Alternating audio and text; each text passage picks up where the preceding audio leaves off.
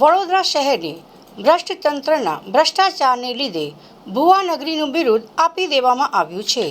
ગઈકાલે રાત્રે વડોદરા શહેરને ભ્રષ્ટ તંત્રના ભ્રષ્ટાચારને લીધે ભુવાનગરનું બિરુદ આપી દેવામાં આવ્યું છે.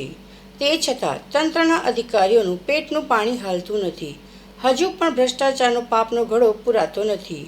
1.5 થી 2 મહિના પહેલાં જ નવા બનાવેલા રોડ ઉપર વધુ એક ભૂવો સુસેન સર્કલથી મકરપુરા ડેપો તરફ જતા સ્વસ્તિક ચેમ્બરની સામે જ પડ્યો છે. સતત 24 કલાક વાહન વ્યવહાર તથા મોટા વાહનો આ રોડ ઉપરથી પસાર થાય છે. આ મુખ્ય માર્ગ છે જેના ઉપર આ મસ્ત મોટો ભૂવો પડ્યો છે. સ્થાનિક નાગરિકો દ્વારા ટોલ ફ્રી નંબર પર કોલ કરીને તંત્રને જાણ કરવામાં આવી, તે છતાં પણ તંત્રની આંખો ખુલી નહીં અને કોઈ પણ પ્રકારની ત્વરિત કામગીરી શરૂ કરવામાં આવી નહીં.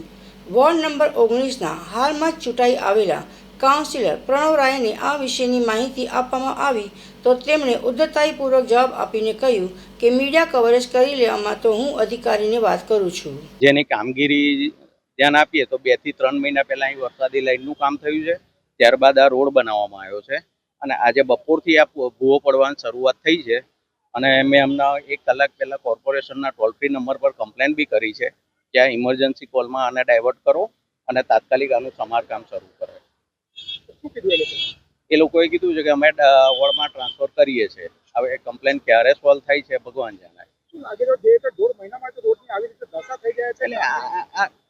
કામગીરી વ્યવસ્થિત ના કહેવાય ટૂંકમાં.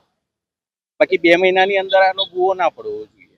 તો જાહેર માર્ગ છે આવ્યો, જાહેર માર્ગ એટલે ફૂલ ટ્રાફિક વાળો એરિયો છે. વિસ્તાર પણ છે, લોકો હા, આગળ આ રેસિડન્સ પ્લસ કોમર્શિયલ છે.